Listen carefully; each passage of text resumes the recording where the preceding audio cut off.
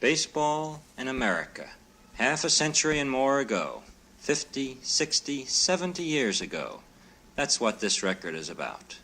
Today, with rockets, spaceships, men practically on the moon, it's easier to visualize the future than to remember the past.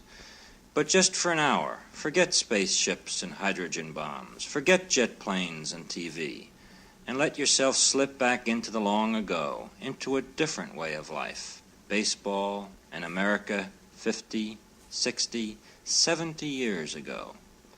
It was a different world then. In 1899, William McKinley was President of the United States, and Teddy Roosevelt was Vice President. X-rays had just been invented. Dewey had just taken Manila, and in right field for the Cincinnati Reds was Sam Crawford. He hit .307 that year. That was about the time that some daredevils drove an automobile all the way across the United States. They left San Francisco on May 23, 1903, and arrived in New York on August 1st, 71 days later. That was also the year that Hannes Wagner hit .355, and Christy Mathewson won 30 games for the Giants. A few years later, Chief Myers became Mathewson's catcher, and Rube Marquard won 19 straight games. The Wright brothers were trying to fly an airplane, and Marconi was trying to perfect something they called radio. America and baseball, a long time ago. These men were there, playing in the big leagues.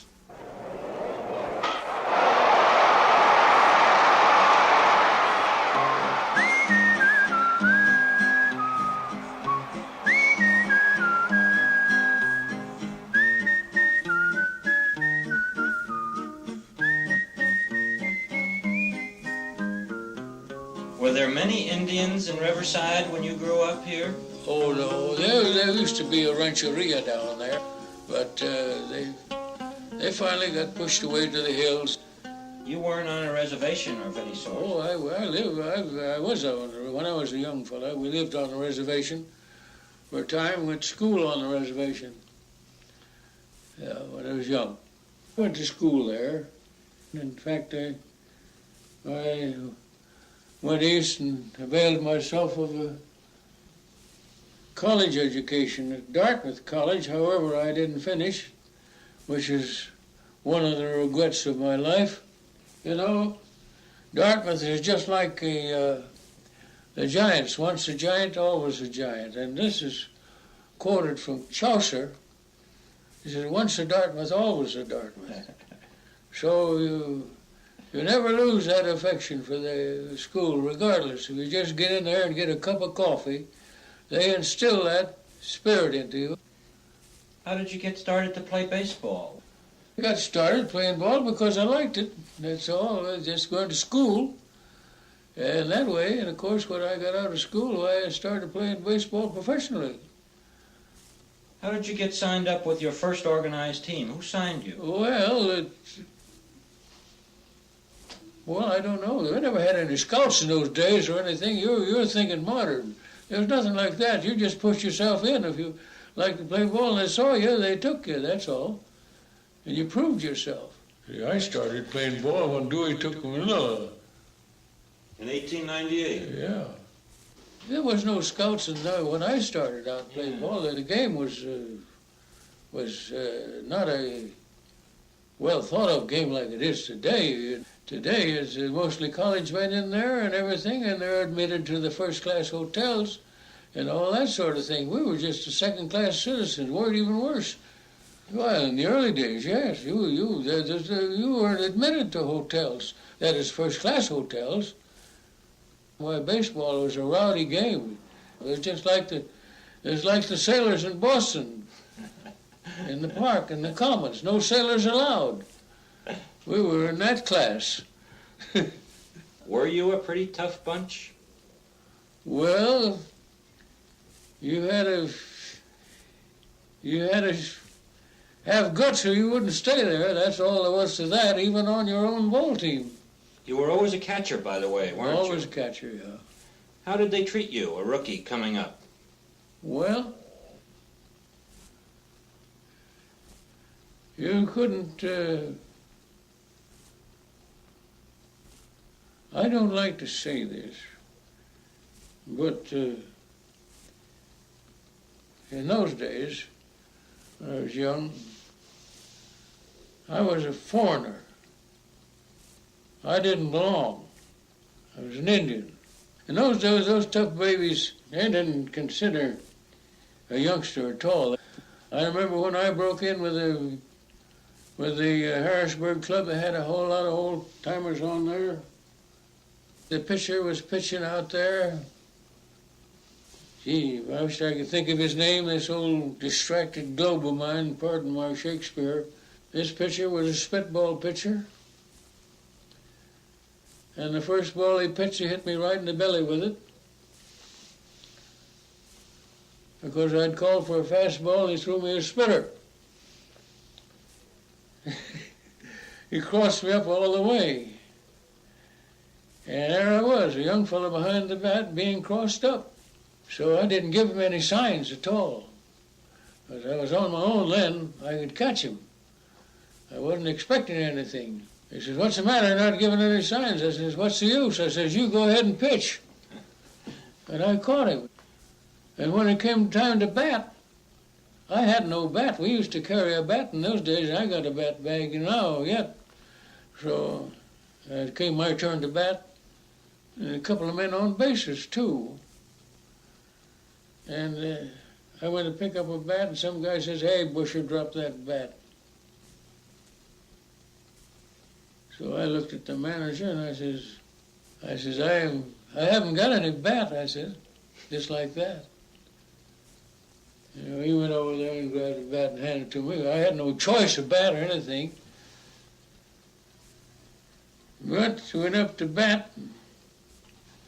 Well, the first ball was kind of high and inside at the old head. Kind of timed me down, you know. I figured it'd be like that. It's tough. However, on the next pitch, I hit one into the Susquehanna River.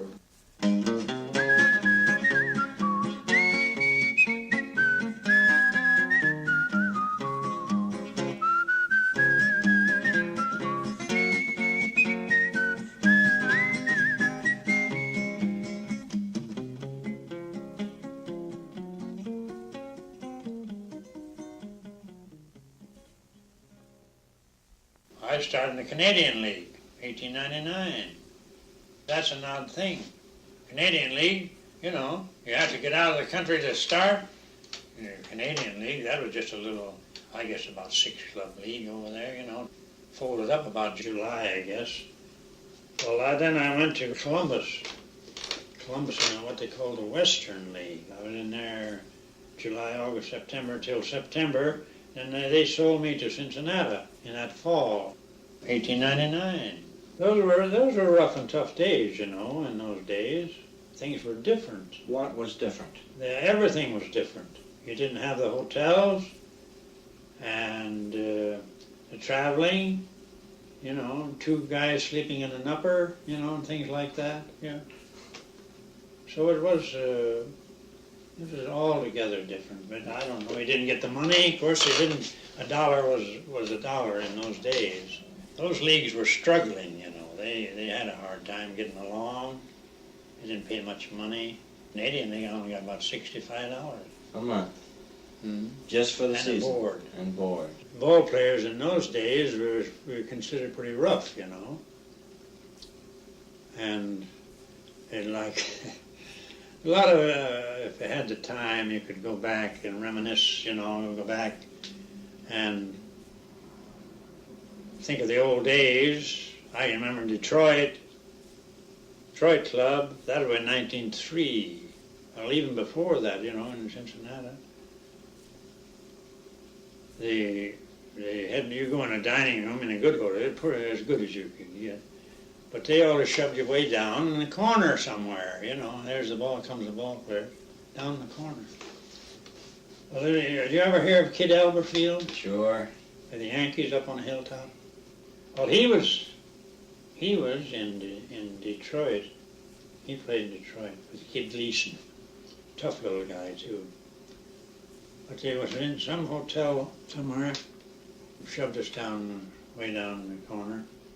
And they had, those days, they had all tile floors, little square tiles, And they're down there and couldn't get any waiters, Well, this is true, He said, I'll get you some waiters, fellas. So he took one of the plates.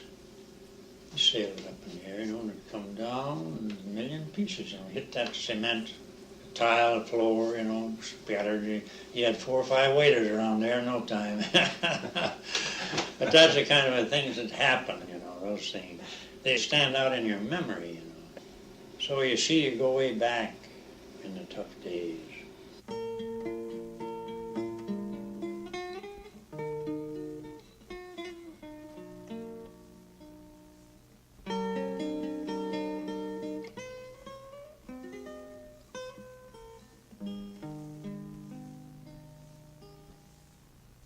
Now take, for instance, Matheson.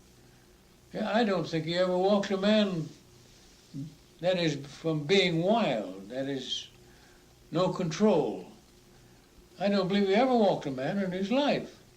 The only time he ever walked anybody was expedience. Pitching too fine to him, not letting him get a good ball. But there was never a time that he couldn't throw that ball over the plate. Who called the game, Matheson or you? I call it. But if you don't feel right about it, why, he shakes his head. Did he often shake you off? No. Man, he never shook me off. What was he like as a person? Wonderful character. Lovely character. Gentleman in every way. If you made an error or anything behind him or anything of that sort, he'd come and pat you on the back and say, we'd love to play for him. We'd break our necks for that guy. I understood he was a very, very good checker player. Oh, you see, that's what made him a great pitcher. His wonderful retentive memory.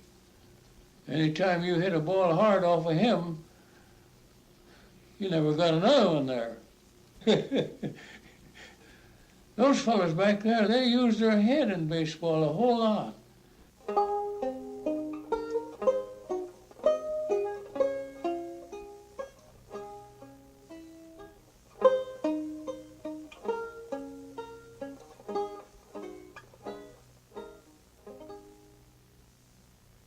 It's psychological, a lot in the mind. A lot of baseball's in the mind. Yeah. I don't know how much baseball's in the mind of these these present-day players. I don't know, they're always looking around for help. They don't know what to do. You think they were smarter in your day? I don't think there's any doubt about it.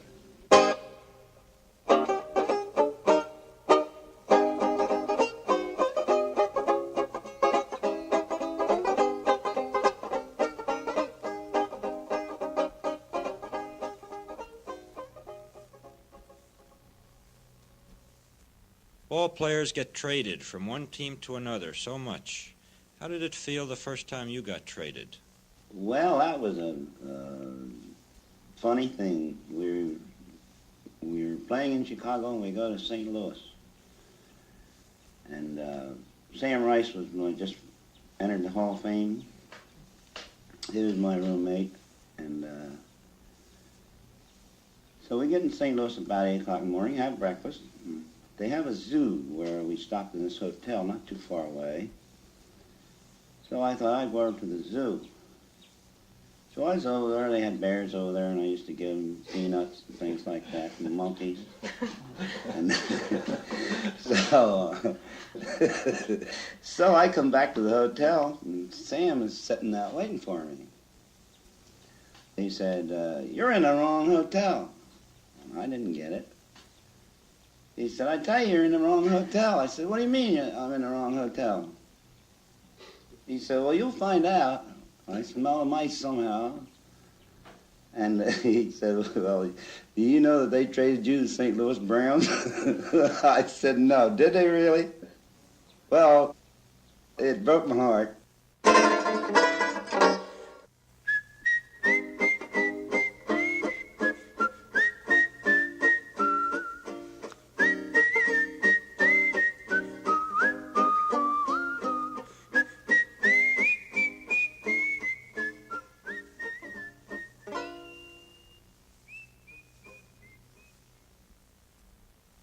Were you superstitious?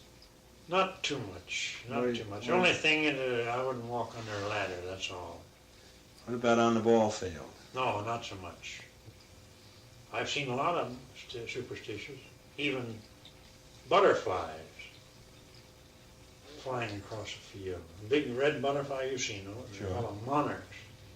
Or a white butterfly, you've seen white butterflies. They mean something, a red one meant something and a white one meant something, and the manager would look out and he'd say, boy, oh boy, oh boy, there goes a red one. You know, things like that. They believed that stuff, you know, really believed it. A fellow named Bill Armour used to manage Cleveland. Bill Armour, and he came to Detroit after. Very superstitious, you know. The bats, we used to lay the bats out, you know, and if the one was laid a little bit crooked, you know, he'd holler at the bat boy, hey, take that hickey out of there, you know. All little things like that. And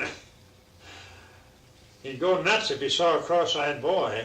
Really? Oh, gee. We used to try to find a cross-eyed boy for a bat boy. I said, gee, there's our bat boy. Bill looked at him. Oh, God, he'd have an expression on you think he's going to die. You know? Get rid of him. Get rid of him. Leave him stay here, but I don't want to keep him out. Keep him out of my sight. I don't want to see him. Oh, boy, what a superstitious guy. Gee. And we'd laugh, you know, we'd get a kick out of that if we could just find a cross-eyed bad boy.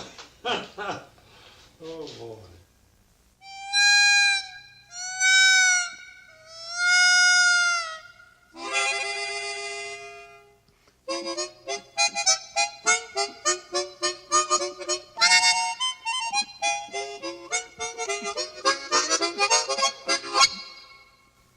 The true story is going to be as I'm going to tell you now. The Giants were playing in St. Louis, in the old National League Park there, and in those days we didn't have a dugout. We had a bench under an awning about halfway between the grandstand and the foul line. We were having batting practice, the Giants were.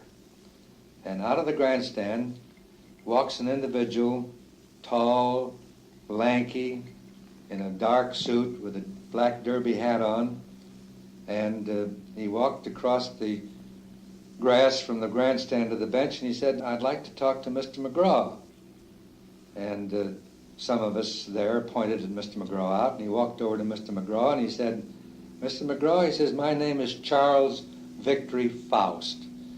And he said, I live over here in Kansas, and a few weeks ago I went to a fortune teller who told me that if I would join the New York Giants and pitch for them, that they would win the pennant. Well, Mr. McGraw looked at him, and being superstitious as most ball players were and are, he said, well, he said, that's interesting. He said, take off your coat, and he said, here's a glove and the ball, and I'll get a catcher's mitt, and I'll warm you up and see what you have.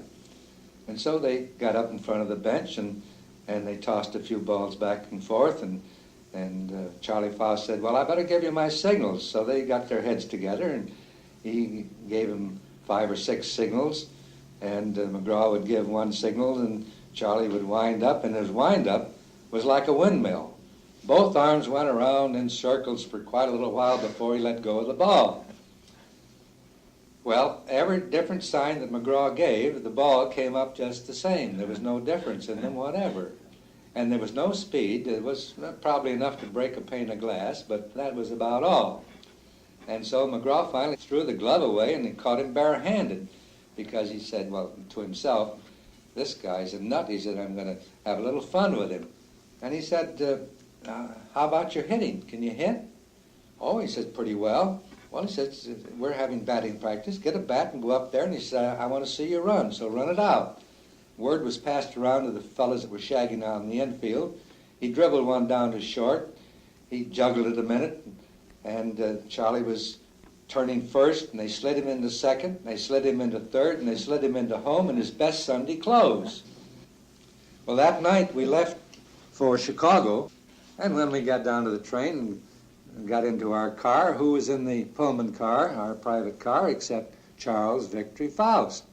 Everybody looked around in amazement, and McGraw said, well, he said, we're taking Charlie along to help us win the pennant. So, believe it or not, every day from that day on, Charles Victor Faust was in uniform, and he warmed up sincerely to pitch that game.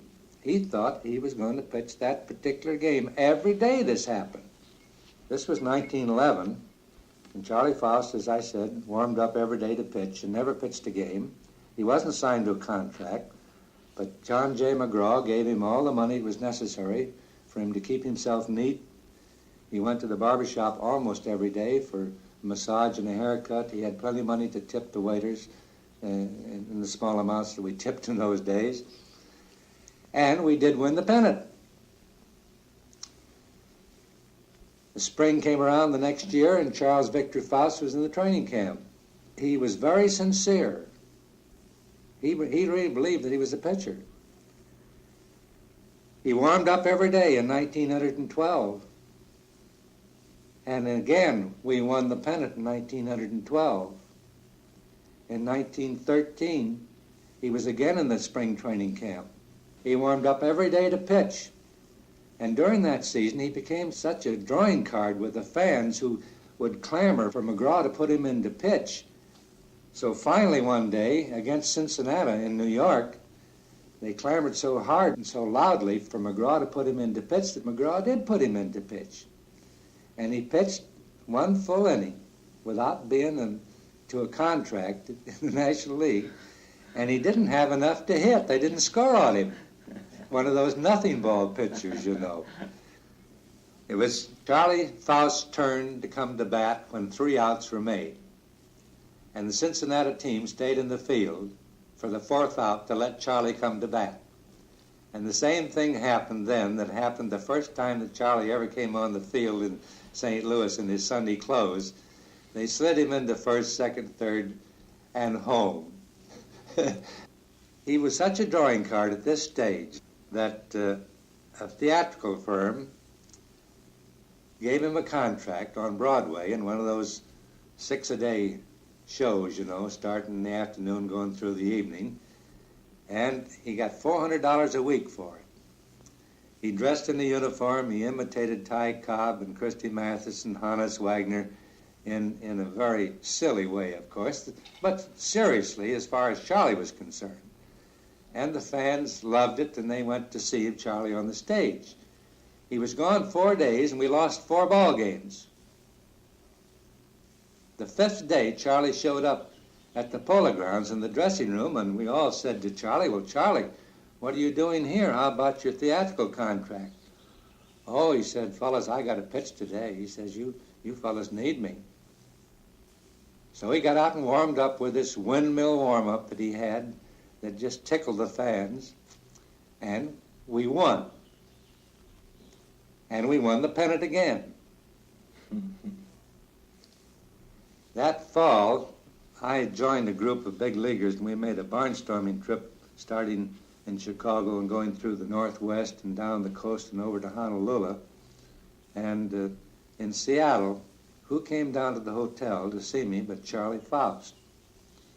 And Charlie Faust said to me, he said, "Snow," he said, "I'm not very well, but he said, I think if you would prevail on Mr. McGraw to send me to Hot Springs a month before spring training, that I could get into shape and help you win another pennant." But unfortunately, that never came to pass because Charlie Faust died that winter, and we did not win the pennant the next year.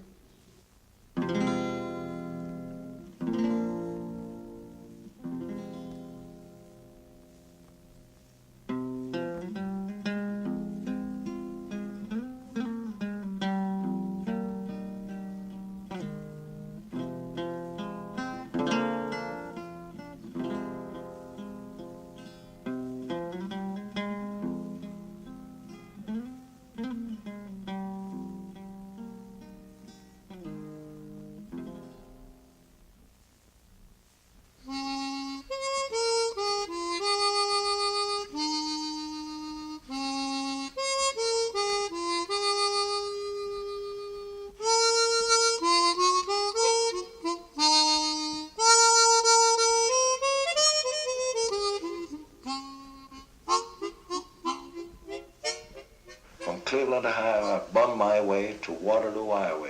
5 nights, days, and everything on freight trains and everything. So finally, when I got to Waterloo, Iowa, the station master, he says, "What are you doing here? Come on, get out of here." And I said, "No," I says, "I'm reporting to the Waterloo Ball Club." And he looked at me, he says, "Did you ever wash your face?" I said, "No." I says, "I've been riding for 5 days and 5 nights." I says, "I'm anxious to get here." I says, "Where do the ball players hang around?" And they said, the smoke shop down the street about a half a mile. So I went down there and I got in the place there, and the fellows that owned the ball team owned the smoke shop. Their name were the Strong Brothers. So I got in there, and one of the brothers was back of the counter, and he says, "What are you doing in here? Who are you and what do you want?" I says, "Well, I got a telegram from Mr. Frisbee, the manager of this team, to report, and if I make good, I'll get a contract." He said, "Did you ever take a bath?" I did take a bath, but I said, "I bummed my way here." So Frisbee happened to come in, and I was introduced to him. And I said, "I received your telegram, but I didn't have any money to come first class or anything like that." I said, "I had to bum my way. And you said if I make good, why, you'll reimburse me." He says, "Keokuk is here tomorrow and we'll pitch you." I said, "You don't want me to pitch tomorrow?" I says, "After what I've gone through." He says, "Tomorrow or never." So I says to Frisbee, I says, "Could I have $5 so I can get a clean shirt or something?" He says, "After the ball game tomorrow." Oh, boy. So the next day, I warmed up, and I felt terrible. But I had it in my mind that I'm going to show them that I could make good. I went out and I pitched, and I beat them 6-1.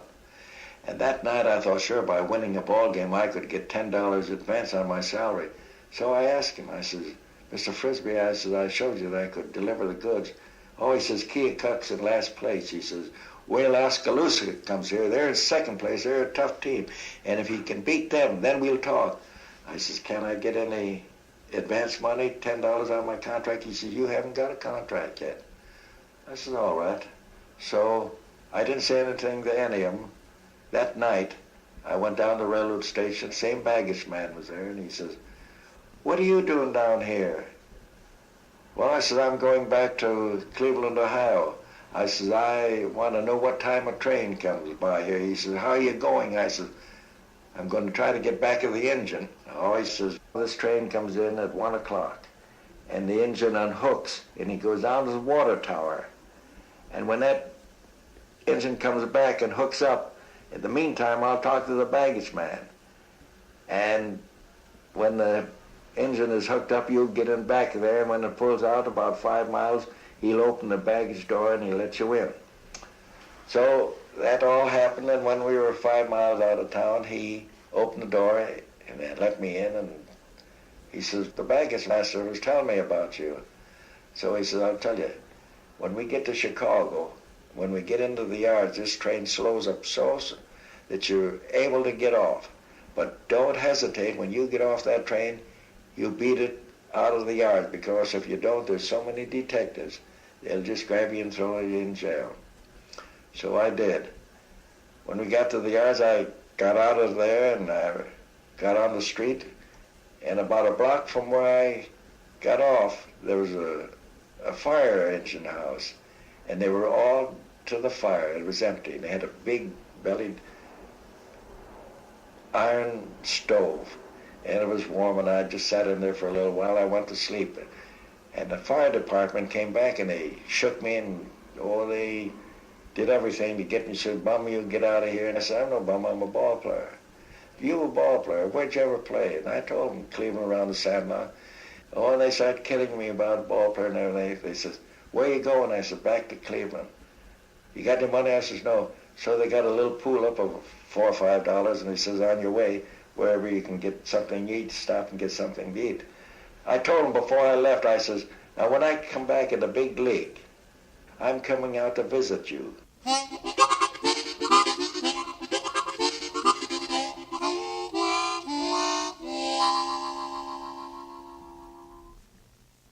So, in 1908, I went to Indianapolis. My first year with Indianapolis in 1908, I broke all world's records. I pitched 48 full games, won 28 of them, had the strikeout records and the least base on ball during the season and the least hits and everything like that. So I was sold to the New York Giants for $11,000. And at that time, that was the highest price that ever was paid for a ball player. $11,000. $11,000. And when the team got to Chicago, I went out to that firehouse. And the only one was there that was when I first got there was the lieutenant. I walked up to him and I said, "Lieutenant," I said, "do you remember me?" "Never saw you before in my life." He said, "I don't know who you are." "Well," I said, "remember a couple of years ago you caught me sleeping back of that stove there?" "Oh," he says, "you the fella that's the ball player?" I says, "Yeah, remember?" I said, "My name was Marquardt, Richard Marquardt." He says, "Yes, what are you doing here?" "Well," I said, "I'm in the big league. I told you when I get in the big league I was coming out." He says, "Who are you with?" I said, "I'm with the New York Giants." And boy, when the Giants would come to Chicago, he'd have all the kids in the neighborhood, everybody around there. And I'd come out there and sit in front there and talk to them and things like that. I did that for years. Every trip we got to Chicago, I'd go out and see him.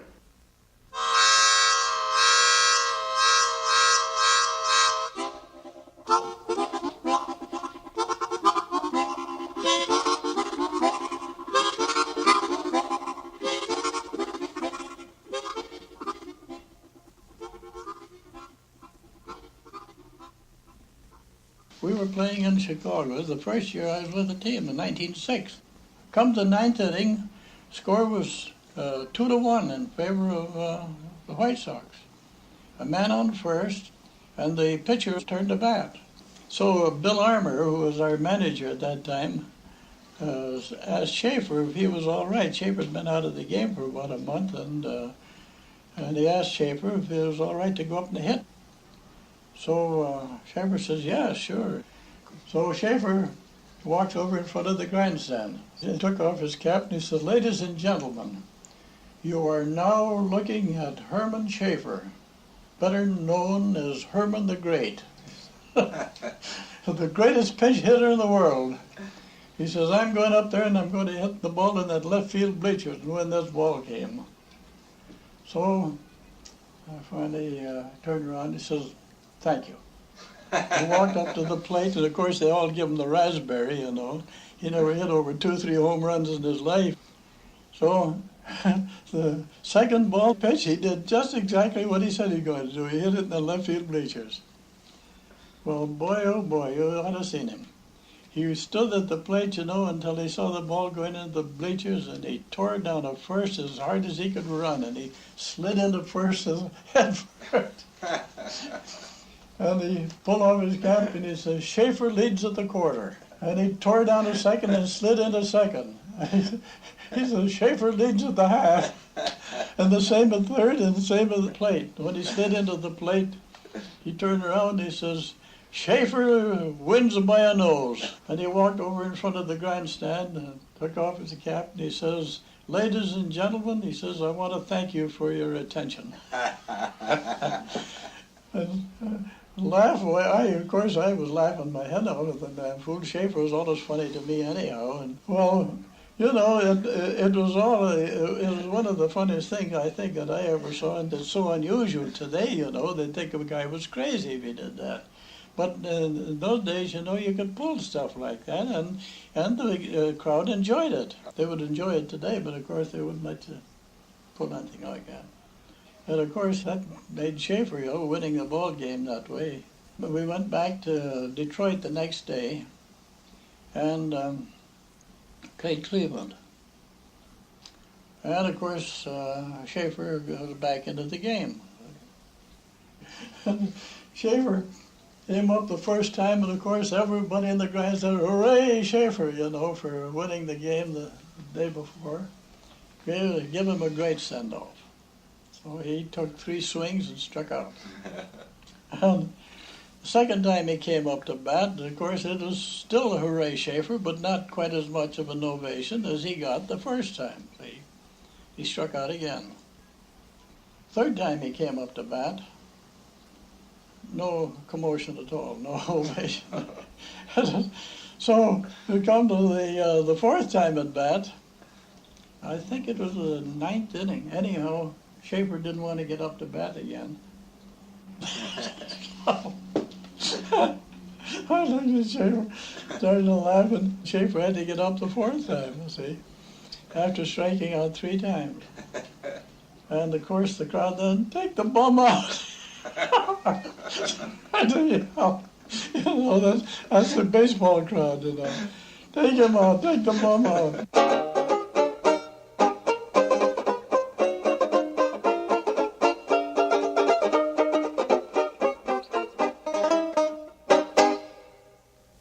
They didn't used to hit so many home runs in your day, did they? At least nothing like today.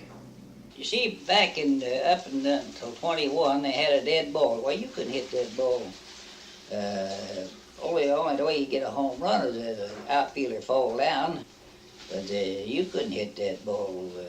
I call it a many ball would be mashed on one side. Come out there and be jumping, and you look at it flat on one side. Is that right? Yeah. Of course, they weren't wrap tight. A ball was fouled off, come back. Why, if it had a rough place on it, all the umpire done take his finger like that and push it down and throw it back out there. And if it had a sliver, he'd pull it off, you know, and take his finger and give it back to the pitcher. He never threw any balls out.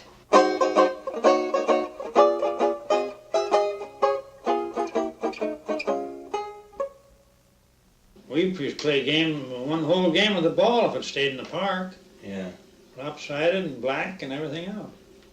You saw some mighty good pitching, didn't you? Walter Johnson. Were you playing the day Walter Johnson pitched his first major league game? I beat him.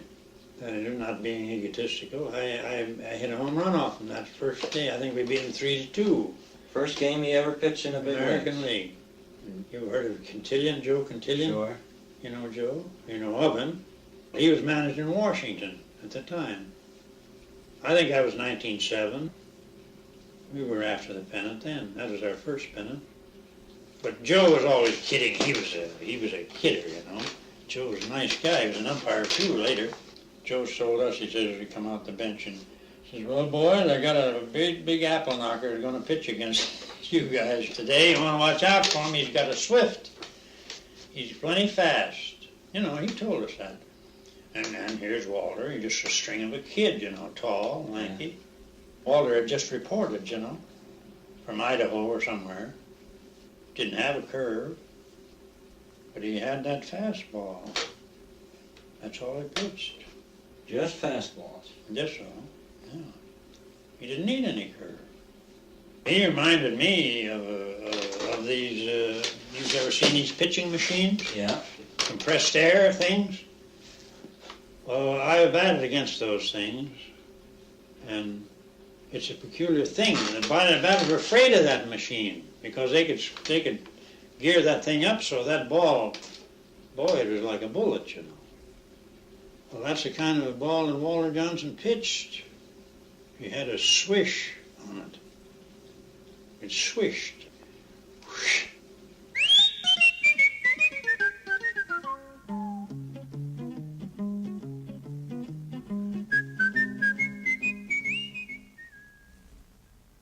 When you were batting, how close could you see, or did you watch the ball until it actually hit the bat? I used to think I could see the ball hit the bat. That is really true. I believed it in my own mind that I saw that ball hit that bat. You really watched that ball to the last? Right on up to my bat. How close could you see, or did you watch the ball to the time it hit the bat? Well, I try to watch it as long as I could, you know. You watch it and try to see it, but I don't believe you really see it hit because it's traveling with tremendous speed. You see, how can you see it? You see, you can't, if I put my hand like that, you can't even see my hand, so how am I going to see the bat hit the ball? You see, you watch the ball till you... Some players swear that they can see that bat and that ball meet. Maybe they can. If they can, they can take the fastest camera. Pretty hard to have that, and you got the camera right on it. It's pretty hard to distinguish if when the ball is hitting the bat. It's a blur, see. So this is a blur. See, Yeah. I mean, I move my finger. I'm sure that you couldn't see an object hit that thing. Watching the ball hit the bat, see, I don't believe it's possible to see the ball hit the bat. I try to watch the bat hit it. Try to watch the bat hit the ball. But when it comes in contact with it, that bat is traveling too fast. Of course, I played days. I didn't play nights. See, and I could see the spin of the ball. You know, I could tell when the ball is halfway up, there's going to be a curve or You could or see. spitball, absolutely, or knuckleball, absolutely. I could see the spin of the ball. You can see the ball revolving. See the ball's revolving. You can see the way it's revolving. I could.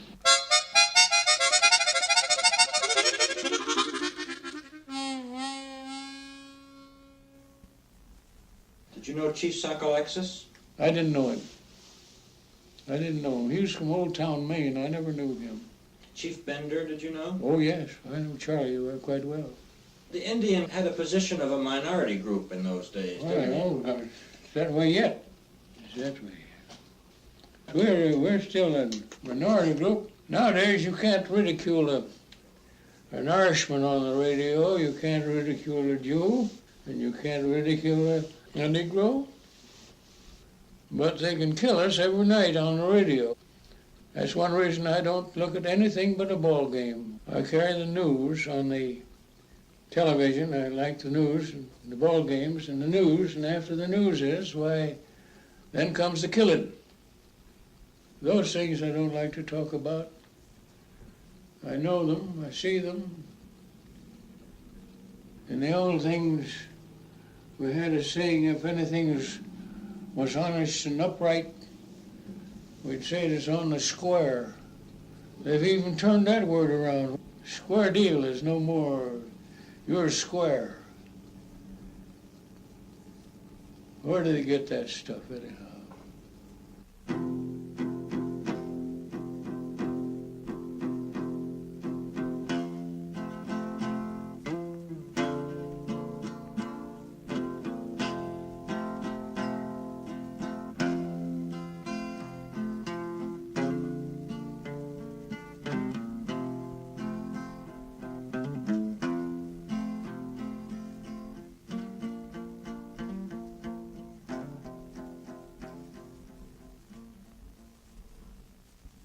When I was a youngster, all I wanted to do was play ball. And my father was against playing baseball. He was the chief engineer of the city of Cleveland. And I would go out and play with the kids, play ball, pitch, and everything like that, and come home at night, and he'd say, where were you? I says, playing ball. And he says, now listen, if you have it in your mind that you want to become a professional ball player, get that out. Because I want you to grow up and get an education and go to college. And when you have an education, you can go out and get a job. And if you haven't got an education, you're no good. And a ball player will never be any good. And I told him, when I grow up, I said, I'm going to be a ball player. And I said, you're going to be proud of me. My grandfather, my father's father, he liked baseball and everything. And he told my dad, he said, now listen, when you were a youngster, I wanted you to be something. I wanted you to be a stone cutter, same as I did, same as I did when I came from the old country. He says, no, but you wanted to be an engineer. So you became an engineer. Richard's going to be a ball player, and he's so determined that nothing is going to stop him. So in 1908, I went to Indianapolis. And when I was ready to leave, my dad says, now listen, I don't want to see you become a ball player, but you've got your mind made up that you're going to be one.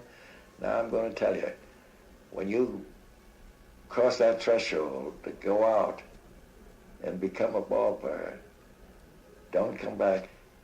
I said, you don't mean that? He said, yes, I do. I said, well, I'm going, and you're going to be proud of me. I never saw my dad until, about 15 years. Long? That long. One day, the bat boy came in, and he said to me, he says, Didn't your father try to get in touch with you all this time? No, he was stubborn, so was I. So, the bat boy came in, he says, Ruby, he says, there's an elderly man outside, and he wants to see you. He says, is your father from Cleveland? I said, my father wouldn't go across the street to see me, but you go out and get his autograph book and bring it in, and I'll autograph it for him. So instead of bringing the book, he brought in my dad, and we were both glad to see one another. I said, when did you come in? He said, before the game started. I said, where were you sitting? He said, I was sitting, you know the man that has that funny thing around his face? I said, you mean the mask? He says, yes. And this thing around his chest and the shin, and these things around his shin? I said, yeah. He says, well, I was halfway down to number 1, where the man stands. You know, when the fellow hits the ball and they run down to the number 1 man, I says, the first baseman? He says, I don't know what they call him. He says, I was sitting right in the middle. I says, why didn't you tell me you were there? He says, I was afraid to make you nervous. I said, there were 35,000 people there. They didn't make me nervous. Well, I kept him there for 2 weeks, and he had a grand time, and he went home. So the photographers and the newspapermen wanted to know the address of my dad in Cleveland. I told them. So they went out to Cleveland, got his picture and everything, and asked him a lot of questions. And so finally, they said, did you ever play ball when you were a youngster? Oh, he says, I used to play ball, but he says, I never became famous like my son, Richard. Well, are you proud of him? He says, why shouldn't I be? He's a great ball player.